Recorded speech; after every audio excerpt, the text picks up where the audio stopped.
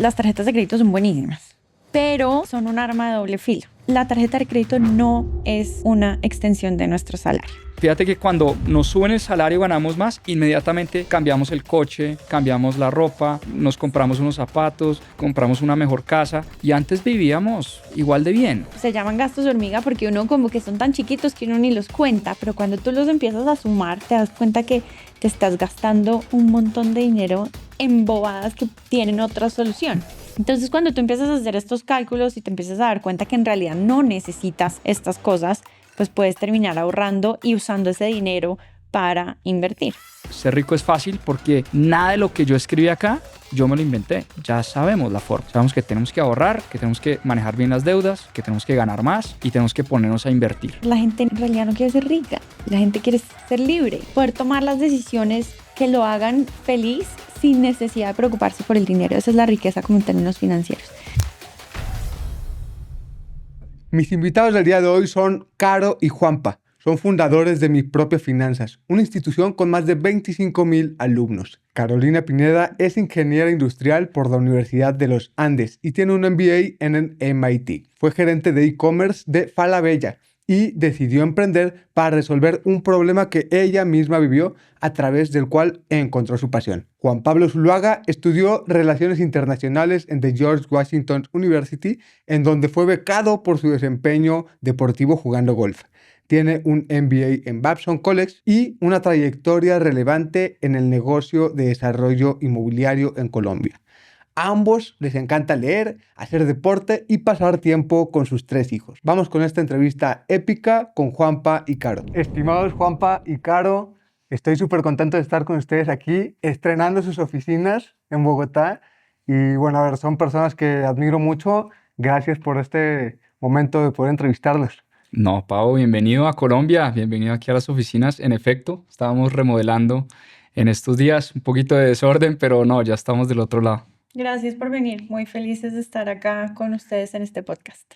A ver, vamos a hablar de riqueza, vamos a hablar de hábitos financieros, vamos a hablar de disciplina en el aprendizaje, pero antes yo siempre he tenido una duda, que es cómo fue esa migración en donde pasaron de ser los mejores amigos a ser esposos, socios y ahora padres también de 3 bebitos, ya no tan bebitos. Pero cuéntame cómo fue ese momento de ese clic o esa chispa de pasar de ser amigos, y yo creo que Juanpa va a ser el más adecuado para responder esta pregunta.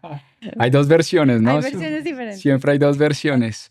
Pero sí, en efecto, pues Caro y yo nos conocemos de toda la vida. Fuimos, de hecho, al mismo kinder, a la misma escuela, al mismo colegio. En Colombia, pues tú vas al mismo colegio los 13, 14 años. Estudiábamos juntos, mismo salón, nos conocíamos muy bien, éramos muy, muy amigos. Pues en la época de adolescencia salíamos de fiesta con el mismo grupo de amigos del salón y con otros de otros colegios. Después yo me voy ella tenía su novio, yo tenía mi novia, ella me lloraba por sus novios, yo le lloraba por mis novias. Después yo me voy a hacer mi pregrado en Estados Unidos, yo estudio en Washington, ella estudia ingeniería en la Universidad de los Andes, acá en Colombia. Igual, seguimos con contacto y nos hablábamos, y cuando yo venía de vacaciones salíamos a comer, seguíamos siendo muy amigos, muy cercanos. Y fue años después, yo pues regreso a Colombia después de los 4 años de carrera. Empiezo a trabajar, trabajamos relativamente cerca y por ahí una vez a la semana íbamos a comer, nos veíamos, pero fue realmente cuando empezamos a estudiar para la maestría, para hacer el GMAT, el examen que te exigen para el MBA, donde ahí sí nos empezamos a ver prácticamente todos los días. De lunes a domingo estudiábamos con otro amigo que hoy en día es padrino de nuestro matrimonio. Right. Estudiábamos los 3, nos turnábamos las casas, un día en mi casa, un día en la casa de Caro, otro día en la casa de mi mejor amigo, de nuestro mejor amigo, y nos rotábamos, y así nos empezamos a ver prácticamente todos los días.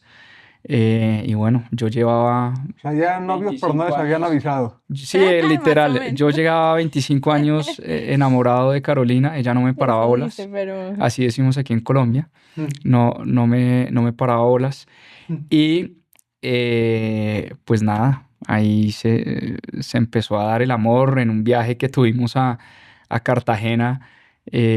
Nos dimos ese primer beso y ahí empezó todo, ahí ¿no? empezó. Esa es mi versión, aunque pues la versión de Caro siempre No, es tergiversada, ¿no?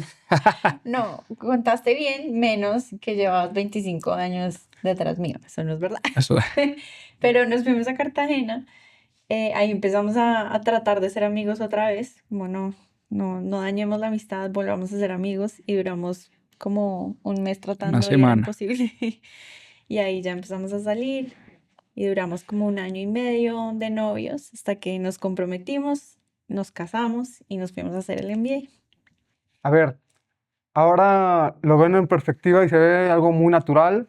Hoy tienen un gran negocio juntos, son grandes maestros juntos, pero también pues hubo un momento muy complicado en donde ustedes vuelven de estudiar la maestría y se dan cuenta de que están en broncas financieras, ¿no? Que podría parecer algo pues contradictorio si bien de estudiar pues algo de Claro. administración, de dirección de empresas, ¿no? Pero ¿cuál fue la gota que derramó el vaso y en donde se dieron cuenta de que estaban en un problema financiero? Bueno, entiendo que mientras estuvieron en Boston en la maestría también, oye, a ver, no nos está alcanzando nuestros ahorros para pagar y para darnos el estilo de vida que queremos, pero ya de regreso, pues también les cayó más el 20 de la realidad. ¿Hubo algo en específico que sucedió en donde dijeron, oye, a ver, no podemos seguir así? ¿Hubo algo en especial? Yo creo que fue una combinación de muchas cosas, muchos momentos en donde dijimos, ¿qué pasó? ¿Por qué no nos dimos cuenta de esto? Pero el primero sí fue durante la maestría. Llevamos un año viviendo en un apartamento espectacular al lado de MIT, a una cuadra, tenía todos los amenities, amenidades del mundo, piscina, tenía sala de juegos, tenía gimnasio, tenía de todo. Y al año Juanpa pues me dice como, hey, mira la cuenta en el banco, no hay ni un peso, ve y miras. Nos tenemos que ir de acá y nos tenemos que ir a los dorms de la universidad. Entonces ese fue como yo creo que la primera estrellada que tuvimos porque ¿y ahora dónde nos vamos a vivir y cómo vamos a terminar de pagar la maestría y de pagar nuestra vida allá? Entonces ahí fue donde nos tocó por primera vez pedir un crédito en el banco de MIT para poder terminar de vivir ese año. Entonces yo creo que ese fue el primero, pero no fue suficiente, porque cuando llegamos a Colombia, Juanpa dijo, no, pues yo voy a emprender, yo quiero montar mi propio negocio, entonces tú pues tienes que encargarte de la casa. Fue un acuerdo que hicimos los dos, pero pues obvio, vivíamos solo de mi salario y vivíamos sin presupuesto, todo lo que me entraba no lo gastábamos, viajábamos, o sea, nos dábamos una buena vida, pero estábamos cero preparados para cualquier eventualidad que pudiera pasar. Entonces, cuando se viene la pandemia, ahí fue cuando nos empezó a dar como más susto, ¿no? Fue una combinación de varias cosas, pero ahí en la pandemia dijimos como, ¿qué pasa si yo pierdo mi trabajo? Pues nos quedamos sin nada. Hubo otra que fue cuando me pagaron un bono en Falabella. Yo llegué de Estados Unidos a trabajar en Falabella, que creo que en México no existe, No, no pero existe. en Latinoamérica, en Chile, Perú, Colombia, Argentina. Es una tienda por departamentos y yo trabajaba ahí como gerente de e-commerce. Y cuando yo me gané mi primer bono, no sabía qué hacer con ese dinero. Y teníamos deuda y teníamos la oportunidad de invertirlo, pero no sabía dónde, no sabía si en un CDT o en México como en un CETES. Estábamos ahí como, ¿qué hacemos con esto? ¿Y cómo es posible que no sepamos qué hacer con esto? Entonces fueron como varias cosas que nos empezaron a pasar o invertimos también, tomamos decisiones muy malas de inversión en esa época. Yo me acuerdo que Juanpa me decía, oye, invirtamos en Bitcoin y yo no sé qué es eso, pero todo el mundo está hablando de esto, dale. O sea, como por pura moda, tendencia. Y obviamente cuando empezó a caer en un momento, pues casi me muero y dije, no, vendamos eso antes de que perdamos todo. O sea, todas las decisiones eran decisiones muy emocionales. No, pasó lo mismo con un Sí, departamento que compraron. también. Compraron, ahí invirtieron pues lo poco que tenían ahorrado y luego no esperaron a que fuera buen momento, se asustaron y lo vendieron, ¿no? Y a pérdida, sí. Y pasaron 3 meses, nada. Entonces, sobre todo con ese departamento, lo que nos pasó fue que cuando fuimos a pedir el crédito para que nos lo dieran a nombre de los dos, a mí no me lo quisieron dar, a mí me negaron el crédito. Entonces, yo no entendía por qué. De hecho, yo pensé que es que alguien me había robado mi identidad y que había más o menos dejado de pagar sus cuentas y entonces ahora yo no tenía el score de crédito necesario para poder pedir el crédito. Y me terminé dando cuenta que es que yo no tenía historia crediticia. Ujú. Yo no tenía ni una sola deuda en mi vida porque yo le tenía inconscientemente como miedo a endeudarme. Entonces, pues obviamente para los bancos yo no era nadie. Entonces, pues ellos no sabían si yo iba a pagar bien o no. Entonces, pues no me daban el crédito. Entonces lo dieron a Juanpa, a mí no. Y pues cuando empecé a pagar el crédito, pues obviamente tenía un gasto adicional y yo decía, pucha, primer mes, Dios mío, no se arrienda, segundo mes no se arrienda, tercer mes no se arrienda. Y dije, no, vendamos eso a pérdida. Me dio mucho susto. Yo pensaba muy en el corto plazo y era muy, muy miedosa y muy emocional. Entonces yo creo que esa combinación de tantas cosas fue lo que nos hizo como preguntarnos, bueno, paremos y pensemos qué es lo que estamos haciendo mal. Y además hablábamos con nuestros amigos y a muchos les pasaba parecido, no sabían dónde invertir, cometían errores, creían que la única forma de crear patrimonio era comprando un departamento, una casa para vivir. Y ahí fue que nos empezamos a preguntar eso. Oye, Caro, nuevamente, si lo vemos en perspectiva, se ve como una decisión muy natural, pero dejar de estar en el mundo corporativo para emprender, pues nunca es una decisión fácil, ¿no? Entonces, ¿cómo llegaste y lograste tomar esa decisión tú?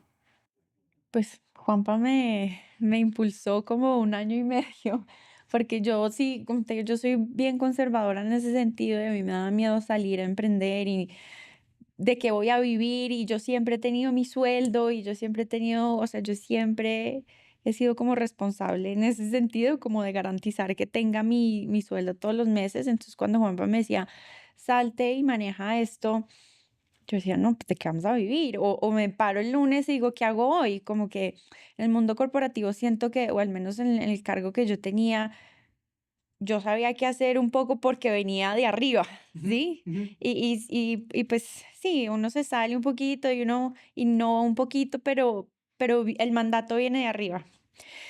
Entonces ya salirme a ser yo la que toma las decisiones como estratégicas del negocio, en donde hay una responsabilidad obviamente económica, financiera, pues tiene que dar el negocio para poder pagarme, para poder vivir, me daba mucho miedo. Y Juanpa empezó, pero este es nuestro proyecto de vida, mira, mira. Entonces él yo creo que me hizo como Inception, porque desde 1 año antes empezó como a mostrarme que sí se podía.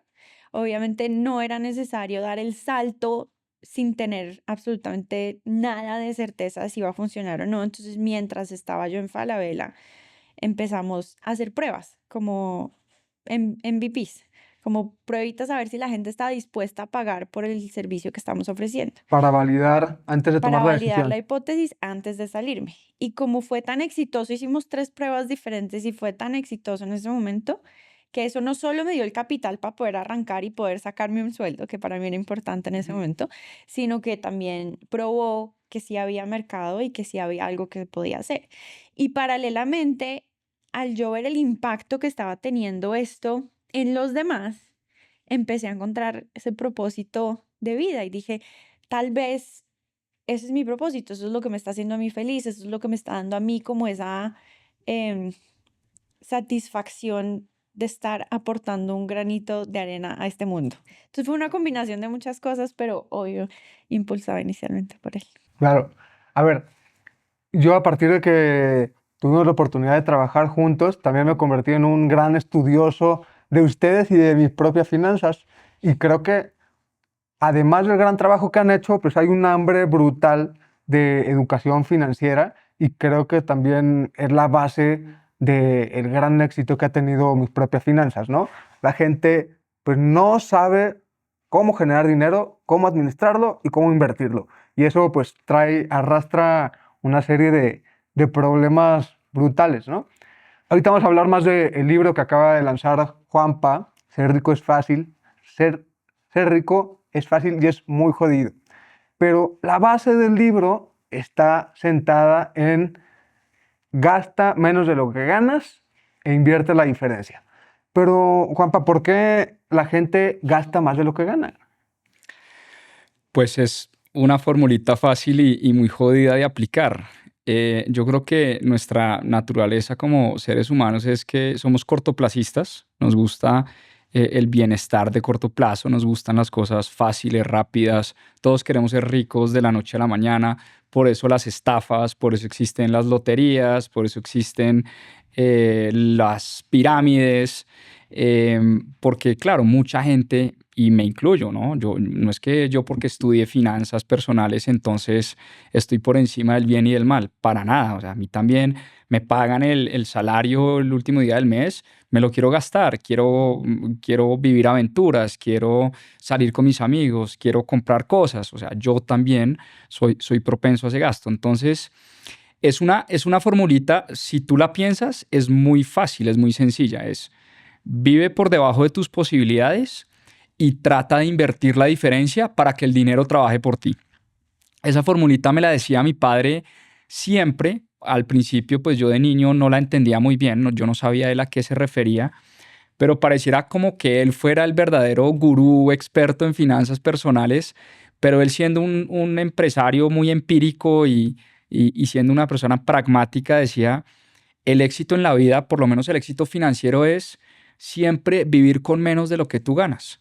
Ahora, si quieres darte una mejor vida, tienes que ganar más, pero nunca te gastes más de lo que ganas y trata de poner a producir eso que te está sobrando.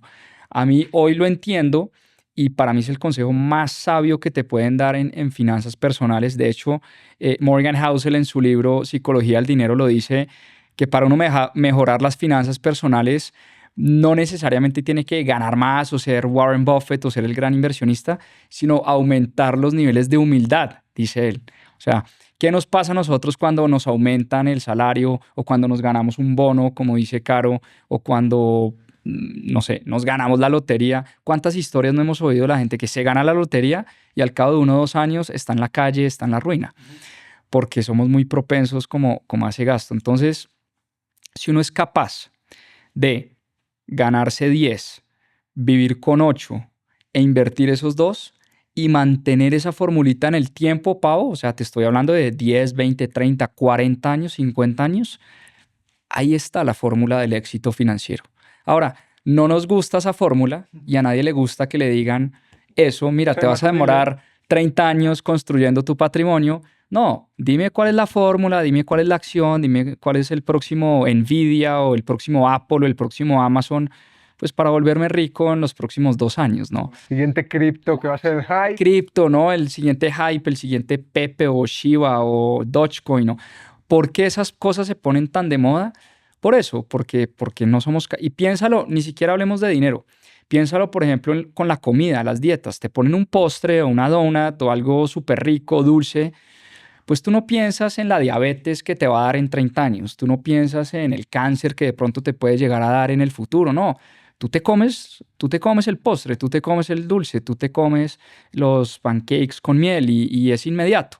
Porque no somos capaces de pensar un poquito más allá. Nos cuesta mucho.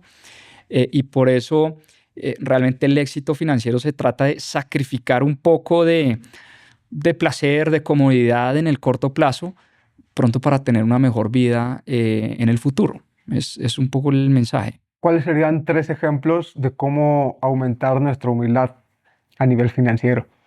Pues mira, esa es una gran pregunta.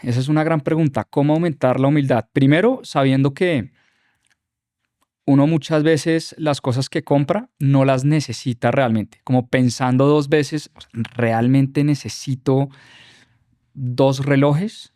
No, con uno estoy bien, ¿no? ¿Realmente necesito un mejor coche hoy? Con el coche que tengo hoy, voy a la oficina, voy donde mis padres, me transporto donde quiero llegar.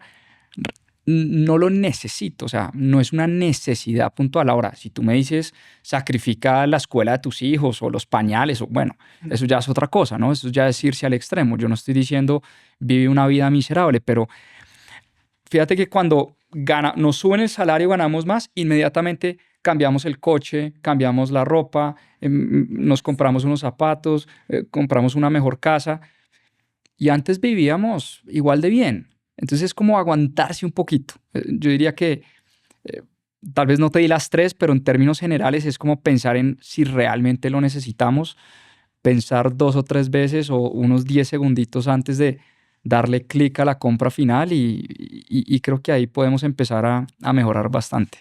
Muy bueno. Algo que es indispensable también, empezando por el principio de la libertad financiera, pues tiene que ver con los ingresos, ¿no? Y en Latinoamérica estamos más o menos acostumbrados a buscar varias fuentes de ingresos, a veces porque pues un solo sueldo no te alcanza, ¿no?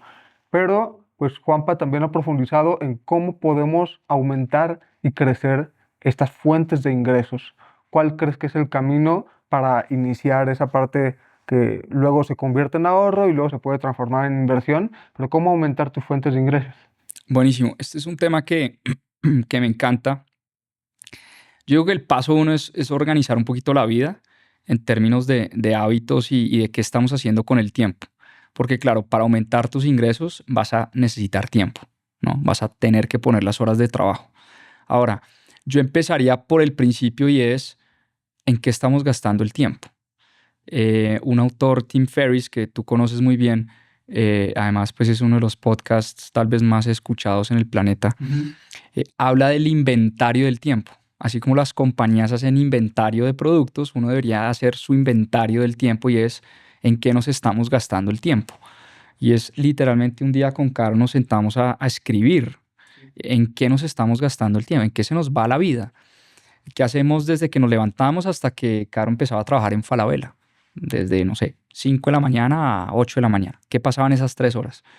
¿Qué hacíamos desde que llegábamos de trabajar? Los dos teníamos nuestros trabajos, no sé, de 6, 7 de la noche a 9, 10 de la noche que nos acostábamos. ¿Qué hacíamos los sábados, los domingos? Y en Colombia tenemos más de 20 festivos en el año. O sea, es un país con muchos festivos. ¿Qué estamos haciendo en esos, no sé, más de 125 días? Si te pones a contar, ¿qué estábamos haciendo? Y pues te sorprendes, o sea, de la cantidad de tiempo que botas a la basura, de que botas a la basura. Séneca decía que no es que la vida sea muy corta, eso es una frase que decimos mucho, la vida es muy corta, y cuando la gente se está muriendo dice, no, es que la vida es muy corta. Séneca decía, no, la vida no es corta, la vida es muy larga. Lo que pasa es que la gastamos en cosas que no aportan, en cosas que no suman. Entonces, elevar esa conciencia del tiempo es fundamental. ¿Por qué? Porque cuando empiezas a liberar tiempo, lo empiezas a llenar con cosas en tu vida que se pueden convertir, aquí viene el tema de los ingresos, en potenciales fuentes generadoras de ingresos. Entonces, Caro y yo, cuando encontramos un problema, digamos que el paso número 2 es enamorarse de un problema. El mundo está lleno de problemas, Pau. En el mundo hay obesidad, en el mundo hay desnutrición infantil, hay hambre, hay desigualdad, hay pobreza, hay falta de educación, hay inequidad de género, hay de todo. Hay calentamiento global. Digamos que al mundo le sobran problemas. A los países, a las ciudades, a las familias, nos sobran problemas. Entonces, tenemos que apasionarnos por un problema y lo que hicimos en nuestro caso, que nació de un dolor personal y es, no sabemos invertir, no sabemos administrar finanzas, somos desordenados. ¿Cómo hacemos para volvernos expertos en esto, dominar este juego, empezar a llenar esos espacios con libros, charlas, conferencias, mentores, expertos, elevar el conocimiento? Y eso, para mí, hoy sobre todo, y tú lo sabes muy bien, tú que trabajas en esto, en la era digital, de las comunicaciones, del social media, de las redes sociales, hoy eso puede jugar a nuestro favor porque nos da la posibilidad de llevar nuestro mensaje a literal millones de personas a muy bajo costo. ¿Cuántos alumnos tienen hoy en Mi Propia Finanzas? Pues hoy tenemos 26,000 alumnos que ya han pasado por alguno de nuestros programas de finanzas o inversiones. Si tú te pones a pensar, no sé cuánto tenga la Universidad de los Andes, pero por ahí cerquita, ¿no? 14.000. Bueno, imagínate, 14.000 alumnos tiene la universidad más importante de Colombia por nuestros programas. Ahora, no me estoy comparando ni mucho menos con la Universidad de los Andes, pero en términos de números, Claro. a veces pierdes la perspectiva. Nosotros hemos dado clases en simultáneo a 20.000 personas. Y cuando tú ves, pues eso es un estadio entero, ¿no? Eso es mucha, mucha gente, cosa que es imposible en un salón de clases, en una universidad, sentar a 23.000 personas al mismo tiempo. En cambio, el tema digital, el tema de la información, el tema del social media. Entonces yo creo que hoy una de las formas, no digo fáciles, pero tal vez más asequibles para mucha gente, es viables, es el conocimiento, la economía de la información y aprovechar tus talentos. Todo el mundo tiene talentos. Hay gente que es buena para programar, para el marketing digital, para editar videos, para hacer podcasts, para cocinar, para hablar inglés, para hacer Excel. Y eso se puede convertir en tu principal fuente de ingresos. Nosotros empezamos como un hobby tratando de resolver un dolor personal y esa es hoy una de nuestras principales fuentes de ingresos. Es una empresa de más de 25 personas, 26.000 estudiantes, no solo en Colombia, sino en toda Latinoamérica, en 15 países. Y empezamos de cero. Nosotros, Caro estaba en el mundo del e-commerce y yo estaba en el mundo de los bienes raíces, nada que ver con nada. Pues si nosotros pudimos hacerlo, creo que de verdad cualquier persona que se apasione con un problema, un dolor, puede aumentar sus ingresos y eso te pone un paso más adelante de organizarlas porque ganas más, gastas lo mismo, te empieza a sobrar una diferencia y ya después, si quieres, hablamos de inversiones más adelante, pero esa es como la formulita. A pesar de que yo estoy muy alineado a su manera de pensar, he estudiado con ustedes, estoy tratando de desarrollar mi perfil también como inversionista, siempre hay partes de la mentalidad que van en contra de la naturaleza humana, que incluso te incomodan, ¿no? Ahora, leyendo el libro de Juanpa, resalta una idea de Alex Hormozzi de, oye, ¿quieres ganar más?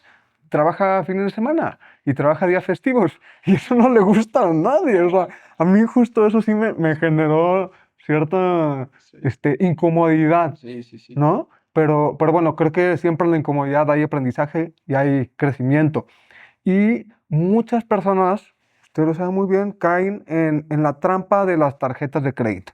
Y se habla también de que no asociamos el momento de placer con el momento del pago, ¿no? Porque el pago sucede después y eso es una trampa psicológica.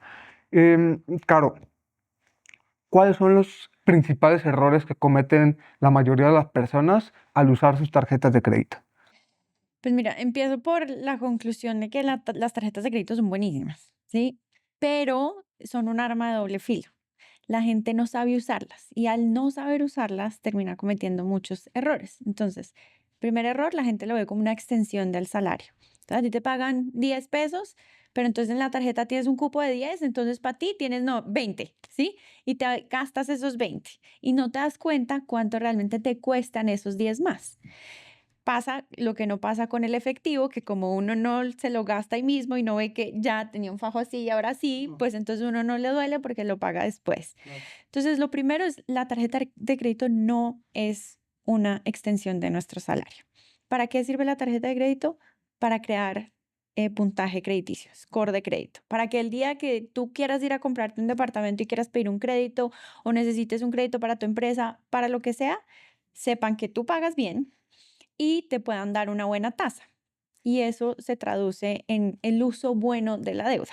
Conseguir deuda buena es el Exacto. objetivo que deberíamos de tener Exacto. con nuestra tarjeta. Entonces, las tarjetas de crédito, y sobre todo en México, tienen unas tasas altísimas, porque allá no hay tasa de usura, que es como el techo que en Colombia sí existe. Acá hay un máximo que pueden cobrar las tarjetas de crédito de intereses. Entonces, cuando eso no existe, imagínate, pues entonces te pueden cobrar muchísimo y tú ni siquiera haces los números. Entonces, si te vas a comprar algo con la tarjeta de crédito, ojalá siempre sea a un pago. No pagas un mes. La mayoría de las tarjetas de crédito, cuando pagas a un mes, no te cobran intereses. Hay algunas que sí. Por eso también la tarea es revisar si tu tarjeta de crédito te empieza a cobrar intereses desde el momento en que generas la compra. porque estás pagando intereses que de pronto ni siquiera necesitas. Por otro lado, tienes que ver cuáles son los beneficios que tienen las tarjetas de crédito, como las tarjetas de que los bancos buscan que tú uses la tarjeta, entonces te empiezan a dar un montón de beneficios. Puntos para millas, para irte de viaje a yo no sé dónde, puntos para hoteles, puntos para supermercados, puntos para descuentos en restaurantes, hay de todo. Hay muchísimos beneficios que tienen las tarjetas de crédito. Entonces, depende de lo que a ti te guste, escoge una tarjeta con esos beneficios que vas a usar. Yo, por ejemplo, tenía la tarjeta de crédito de Falabella en su momento que sí tenía una cuota de manejo, o sea, a mí sí me tocaba pagar mensualmente un fee por usarla, pero a mí me daba tantos puntos esa tarjeta que al final del año, cuando yo redimía esos puntos, se traducía a un montón de dinero, que era mucho más de lo que yo estaba pagando. Entonces, yo al hacer las cuentas dije, a mí sí me funciona esta tarjeta en ese momento. Entonces, todas las tarjetas que yo tengo sí tienen algo de beneficios que yo use. Entonces, otra que tengo me da cashback del 1% sobre todas las compras. Entonces, y no me cobran intereses desde el día cero. O la tengo en una aplicación. O sea, como que uno tiene que buscar cuáles son como esos beneficios que uno vaya a usar. Entonces, sí funciona, sí puede beneficiarse uno de la tarjeta de crédito, pero no la podemos usar como si fuera dinero adicional que tenemos. Ideal que todo lo pueda pagar uno a una cuota. Es dinero muy costoso. Recientemente hiciste un ejercicio de cuánto podríamos ahorrar al mes si no nos compramos nuestro café diario. Sí, ¿Cuánto podemos ahorrar? esto era como, creo que 600.000 pesos, eso eran como $200 al semestre, creo que era. Wow. Era un montón. O sea, finalmente lo importante es que tú puedas hacer los números y pensar, o sea, ser consciente de lo que te estás gastando y si te lo puedes ahorrar, ¿qué vas a hacer con ese dinero? Ahora no vas y te lo gastas No, en al cualquier final es otra una bobada. suma, pero lo Exacto. importante es hacer conciencia Exacto. de los montos y de la perspectiva que eso tiene en tus Claro. finanzas. Y ahí hablamos de los gastos hormiga, que uno se llaman gastos hormiga porque uno como que son tan chiquitos que uno ni los cuenta, pero cuando tú los empiezas a sumar, te das cuenta que te estás gastando un montón de dinero en bobadas que tienen otra solución. Hice un video también de el gasto en botellas de agua, en vez de traer el termo y llenarlo en cualquier parte, ¿sí me entiendes? Y el gasto en las botellas, además de que le estás haciendo un daño al medio ambiente, es altísimo. Wow. Entonces, cuando tú empiezas a hacer estos cálculos y te empiezas a dar cuenta que en realidad no necesitas estas cosas, pues puedes terminar ahorrando y usando ese dinero para invertir.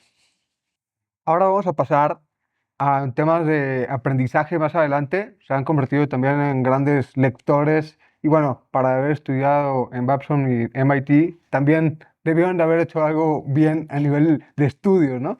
Pero, ¿qué es lo más importante que han aprendido de estudiar y de tratar de entender a los ricos? Una de las lecciones es que no hay respuesta correcta. Eso es importante.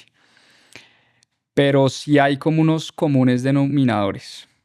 La primera son personas muy curiosas. Están aprendiendo todo el tiempo. Tienen mentalidad muy flexible. No le tienen miedo a hoy pensar una cosa y de pronto en 6 meses cambiar de opinión, devolverse y hacer otra. Y eso está bien. A veces somos muy rígidos de pensamiento, muy cerrados y creemos o por querer tener siempre la razón, no somos capaces de simplemente decir, oiga, me estaba equivocado, no es por acá, es por acá. Entonces, una cosa que para mí sí es un común denominador, y lo he leído en varias biografías, es que son ávidos lectores. Y te pongo varios ejemplos. Warren Buffett se la pasa 8 o 9 horas leyendo y jugando bridge. Eso es su trabajo. Todos los días juega 3 o 4 horas de bridge y lee 8 horas y se va a su casa a dormir. Porque él dice, yo puedo esperar 10 años, pero leyendo 8 horas al día voy a encontrar, con una inversión que haga, ahí recuperé en teoría los 10 años perdidos. Pero no, él no está perdiendo el tiempo, él sabe muy bien lo que está haciendo. Elon Musk, si leíste la biografía de Elon Musk de Walter Isaacson, era un ratón de biblioteca. O sea, él desde los 6, 7 años estaba metido en la biblioteca de su abuelo, leyendo sobre cómo llegar a la luna, cómo llegar a Marte, sobre el espacio, sobre cosas que pues un niño curioso siempre quiso. Jeff Bezos empezó vendiendo libros porque también era una de sus grandes pasiones. Jeff Bezos es un lector impresionante. Cualquiera. Bill Gates, no sé si has visto el Se documental. encierra Sí, se en su encierra. cabaña a No, leer. aterriza en su cabaña con una mochila con 15 libros y lo que hace durante una semana es leerse 15 libros y después publica su lista de los mejores 10 libros de Bill Gates. Entonces es famoso por eso. Entonces fíjate que esas personas todo el tiempo están aprendiendo. Ahora, hay unos que han hecho el dinero en tecnología, otros en petróleo, otros en criptomonedas, otros en acciones, otros con sus propios negocios. O sea, no hay una única fórmula y no te diría que hay un solo portafolio exitoso. Hay varios portafolios y muy exitosos, pero el común denominador de esta gente es que siempre son ávidos lectores, tienen mente muy abierta, siempre quieren crecer y mejorar. em, y eso es una como de las grandes lecciones, la verdad que yo me llevo de los grandes y las grandes empresarias del planeta y los grandes millonarios. Piensan mucho a largo plazo y eso es algo que tienen todos.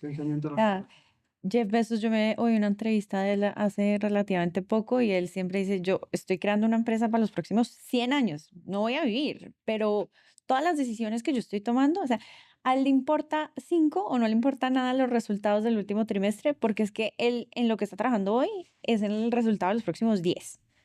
Entonces, esa mentalidad de largo plazo es lo que también todos tienen en común y creo que es parte del éxito que tienen. Que es muy contraria a la filosofía o a la mentalidad del analista de Wall Street trimestral, ¿no? Está pensando en el trimestre, viendo los resultados del trimestre y ver qué compra, qué vende cada trimestre o cada semana o todos los días.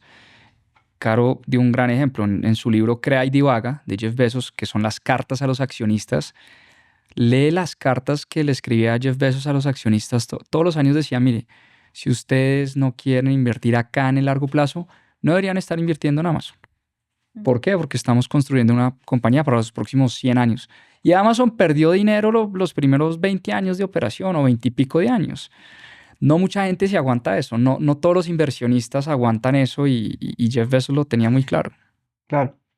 Esa es una pregunta que por lo general hago al final del podcast, pero por la naturaleza de los temas, me encantaría que me dijeran cuál es hoy su definición de riqueza. ¿Quieres empezar? De una, es algo que de hecho los dos hemos hablado mucho, porque para nosotros la riqueza, bueno, para mí la riqueza no es el tema financiero netamente, ¿no? Es una combinación de muchas cosas. Entonces, uno tiene que estar bien en muchos ámbitos de la vida para sentirse rico en general. Entonces, yo siempre hablo de cómo me siento yo como mamá. Tengo 3 hijos y para mí es muy importante sentir que estoy haciendo lo mejor que puedo hacer con ellos. Cómo me siento con mi pareja, cómo me siento financieramente. ¿Cómo te sientes? ¿Cómo te sientes? ¿Cómo crees? No, pues dilo aquí Este en año vivo y en cumplimos directo. 10 Al rato años, hablamos de ¿no? eso. 10 años de casados. Cómo me siento con mi familia, con mis amigos, y cómo me siento yo como con mi propósito, y si siento que estoy creciendo. Entonces, yo creo que son como 7, 8 que normalmente tengo en cuenta para ver en dónde de pronto tengo que trabajar para llegar a esa riqueza.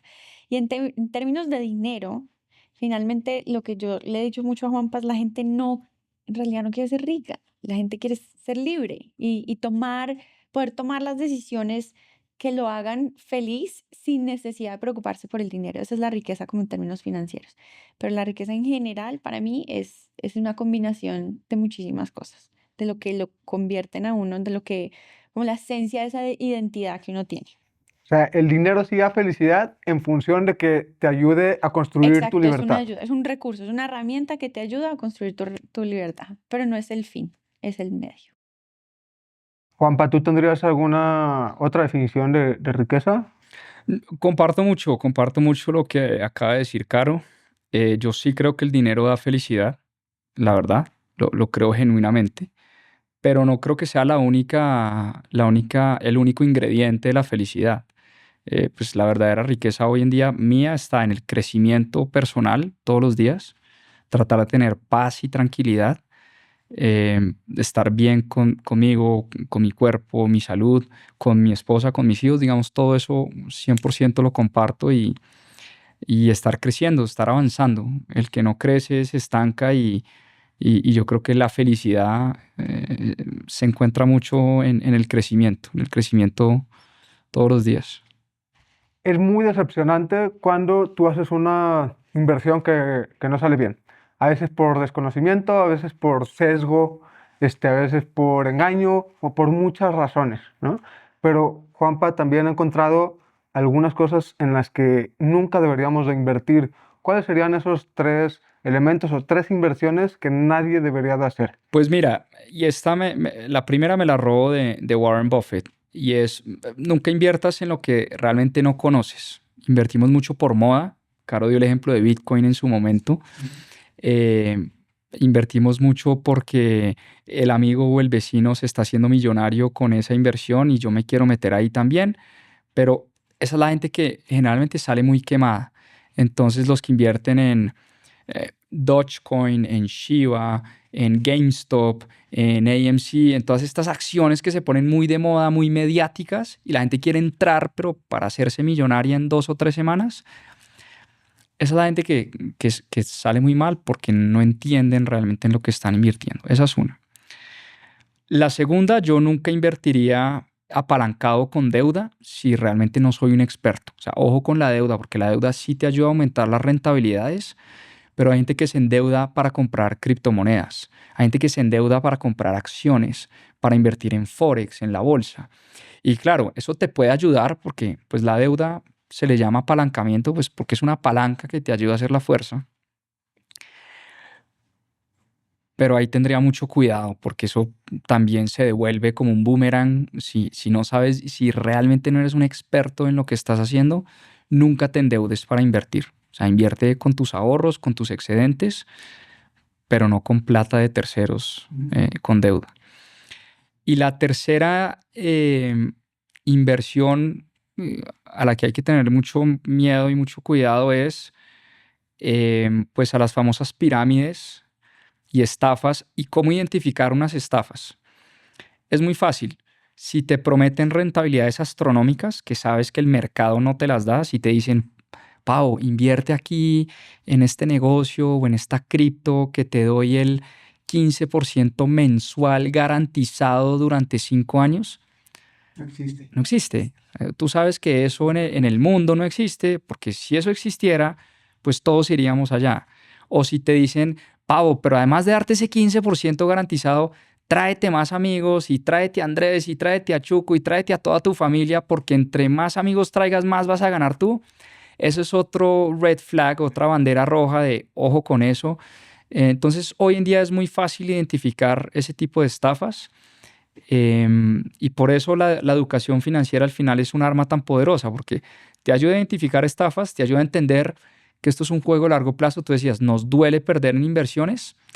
Hoy en día, Caro y yo entendemos, es parte del juego. O sea, si uno quiere meterse a invertir, vas a perder. Es normal. O sea, hay juegos que se ganan, hay juegos que se pierden. Es como si te metes a un campeonato de fútbol, pues a veces vas a ganar, a veces empatas. Lo importante es ganar más de lo que pierdes y ya está. Es parte del juego perder algunas veces o que tus inversiones estén cayendo en algún momento de la vida, pero si piensas en el largo plazo, te va a ir muy bien.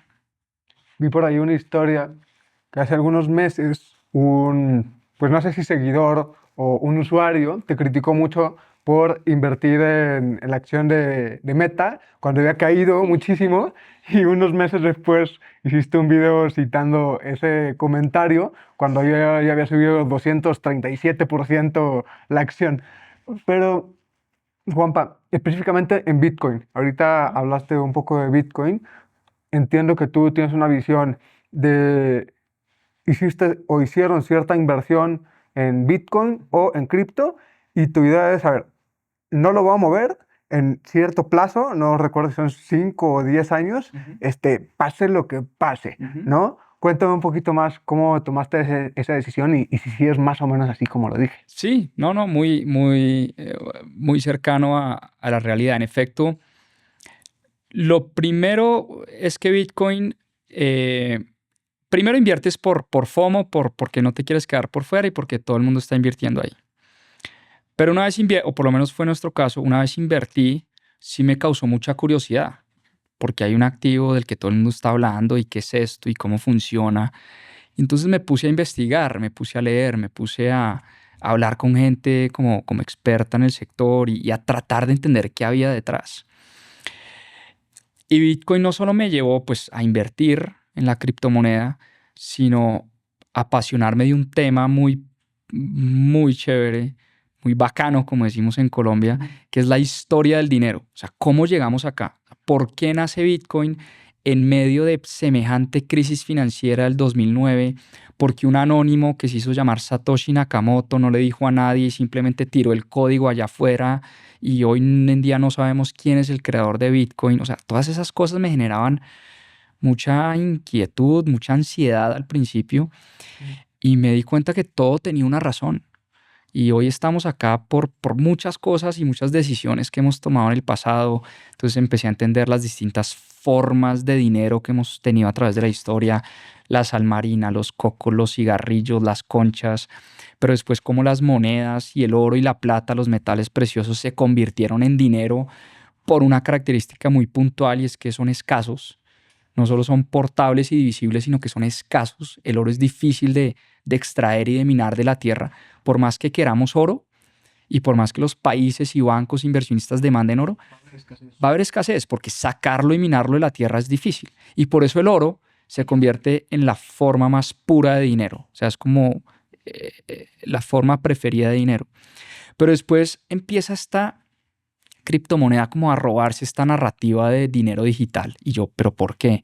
Entonces empiezo a entender cuáles son las características de Bitcoin, quién lo crea, por qué tiene una oferta limitada, por qué es divisible, por qué es portable, por qué es democrático, se basa en tecnología, en criptografía, en código.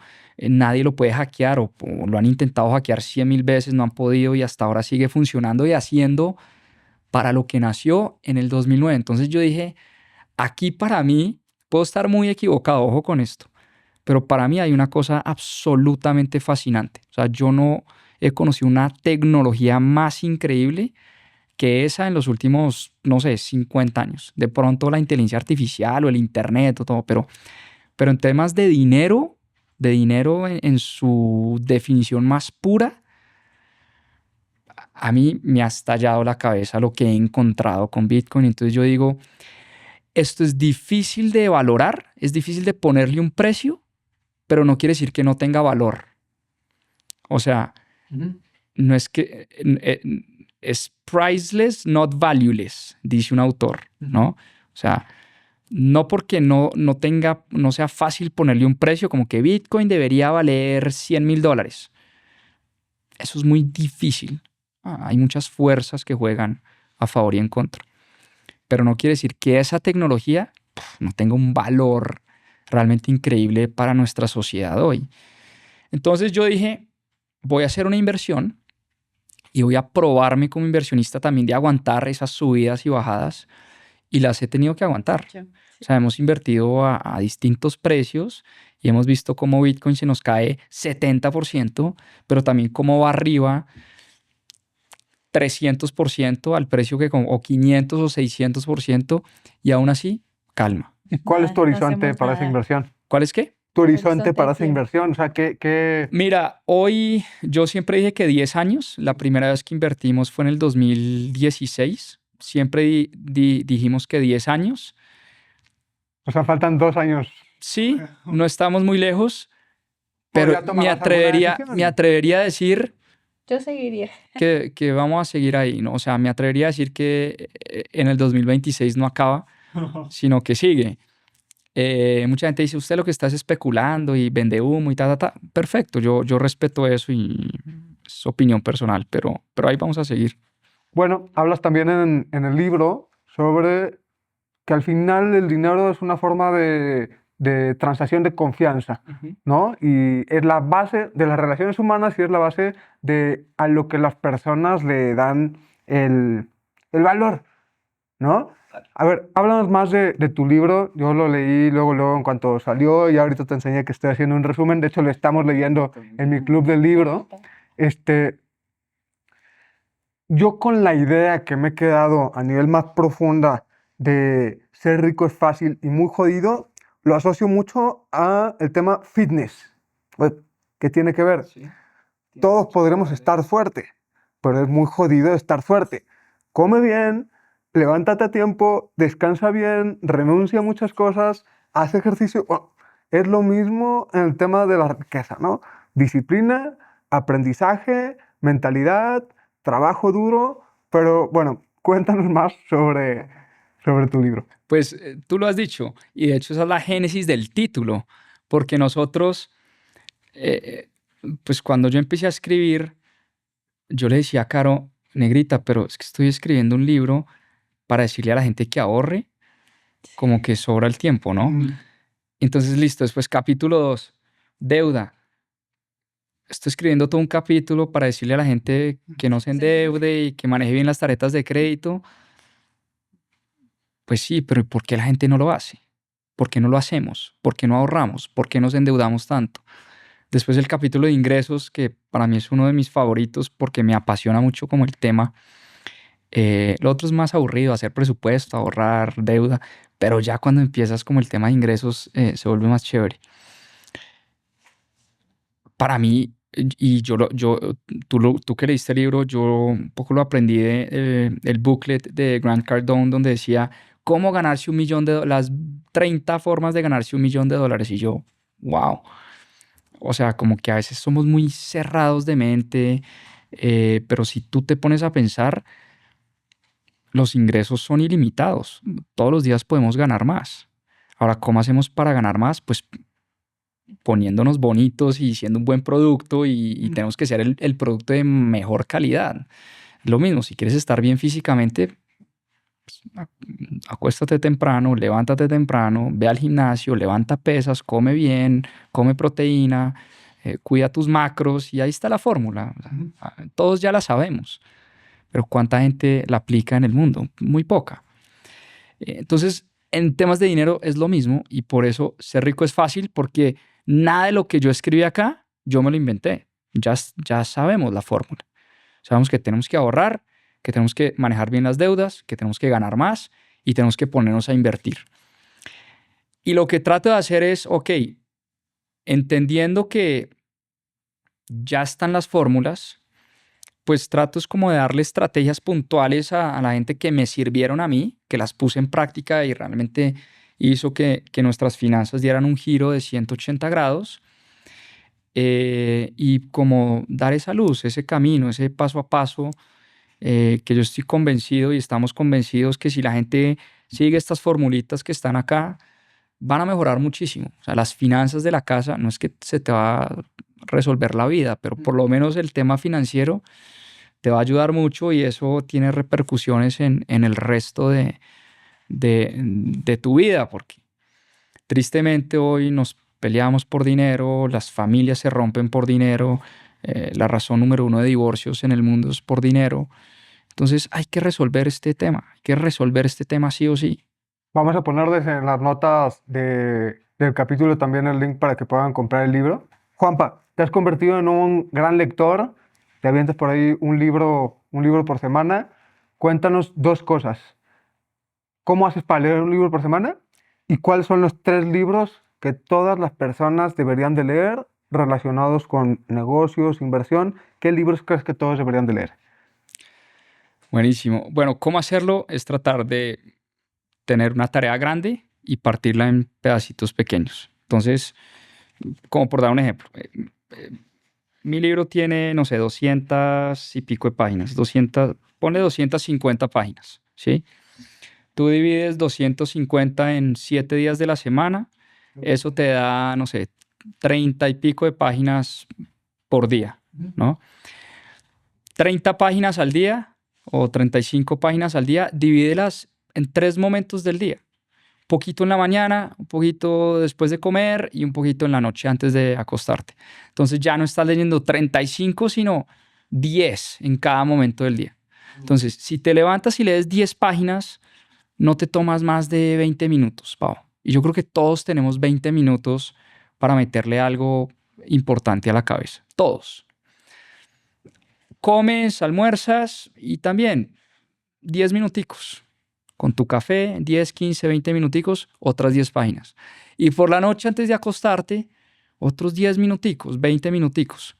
Y así, Casi todos los libros tienen entre 250 y 350, pues a menos de que sea la Biblia, ¿no? La Biblia, leérsela en una semana va a ser más difícil, pero cualquier otro libro de los que tenemos acá te lo lees relativamente fácil. Ahora, hay días donde tienes más tiempo, de pronto un sábado ya no son 30 minutos, sino de pronto una hora o hora y media leyendo, entonces ahí ya te leíste 50, 60 páginas, avanzaste mucho y así es que pues desarrollado como ese hábito. Ahora, es algo que me gusta mucho hacer.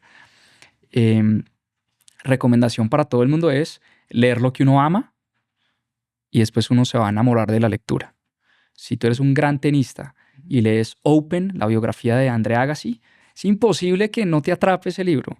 O si tú eres un maratonista y lees Shoe Dog, la biografía de Nike, de Phil Knight, es imposible que ese libro no te atrape, ¿no?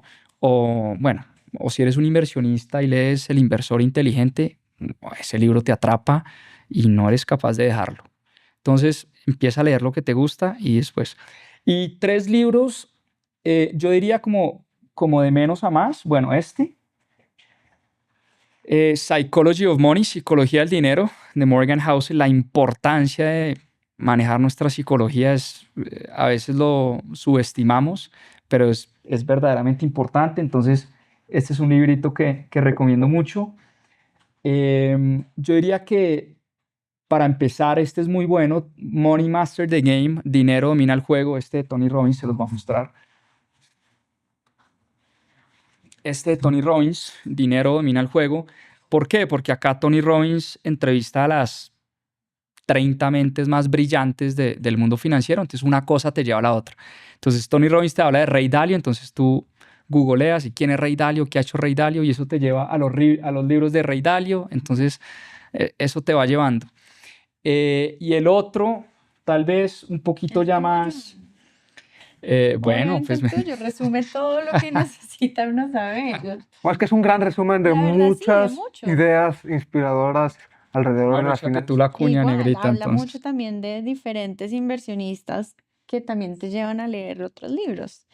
Y yo creo que lo puede leer cualquiera, así tenga o no tenga em, como experiencia en el tema de negocios, de inversiones. Es Sí, eso es fácil cierto, de leer. para cualquier persona. Entonces, Muy bueno. Ahí están las 3. Claro, ya para cerrar y para respetar también sus tiempos y sus compromisos, ¿cuál es hoy el propósito que tiene mis propias finanzas? mira, mis propias finanzas se creó y sigue siendo una iniciativa, una empresa de educación que busca transformar la vida de las personas, ¿sí? A nosotros, o sea, la empresa nace de un dolor y a nosotros nos transformó la vida esta educación y eso es lo que queremos que le pase a los 26.000 estudiantes que nos compran, al 1.500.000 de seguidores que nos siguen. Cómo la educación puede realmente transformar vidas. Y es algo que independientemente de lo que estudiaste, de dónde vienes, de dónde naciste, del país, de todo, te debería importar. Pues porque todos necesitamos el dinero para poder ser libres y hacer lo que queremos Claro, hacer. a todos nos afecta el dinero. A ver, creo que son un gran ejemplo de cómo construir una vida épica. Están teniendo un impacto brutal en un tema donde hay mucho dolor, hay mucho sufrimiento, muchas áreas de oportunidad. Así es que nada, pues creo que son una inspiración. Quiero seguir aprendiendo mucho de ustedes y aprendiendo también sobre todas las recomendaciones que hacen. Y nada, muchísimas gracias por su tiempo. Generan mucho contenido. ¿En dónde se sienten más cómodos? ¿Dónde creen que conectan más con las personas? ¿Dónde prefieren que los sigan las personas que nos están escuchando? Damos lora por todas partes. Entonces estamos en Instagram, mis propias finanzas, estamos en TikTok. De hecho, nosotros no somos muy consumidores de TikTok, pero mucha gente que Estamos nos en sigue, México nos sigue también, la en cuenta de TikTok. México. Tenemos una cuenta en México en donde hablamos de temas de inversión de pronto más afines al mexicano. Estamos en LinkedIn también, estamos en YouTube. En YouTube tenemos muchos videos un poco más largos en donde enseñamos temas ya como con mayor profundidad. Entonces, si tienen el tiempo, YouTube es un muy buen lugar para seguirnos. Muy bueno. Y le suma a eso el club de lectura, tú lo mencionaste. Leemos un libro a la semana y todos los capítulos y los resúmenes los subimos al podcast que se llama Club de Lectura MPF. Hoy encuentras más de 120 resúmenes de libros de nuestro club. Muy bueno. ¿Algo más que quieran agregar? darte las gracias, felicitarlos por todo lo que están haciendo, por ayudar a que mucha gente también se convierta en empresaria y en creadora de contenido alrededor de su talento, de su pasión. Eso es algo con lo que conectamos muchísimo, Pau, y con todo tu equipo conocemos de primera mano el trabajo tan profesional que hacen y pues gracias por visitarnos, por venir hasta acá y ojalá sea la primera de muchas conversaciones. Listo. Bienvenido siempre. Muchas gracias a ustedes. Gracias. Espero que hayas disfrutado de este episodio. Soy Pablo Gómez Orea y si te gustó este capítulo, compártelo con tus amigos y califícanos con 5 estrellas en donde sea que lo estés escuchando. No olvides suscribirte en Spotify y en YouTube para que no te pierdas los siguientes capítulos. Te veo en la próxima entrevista épica.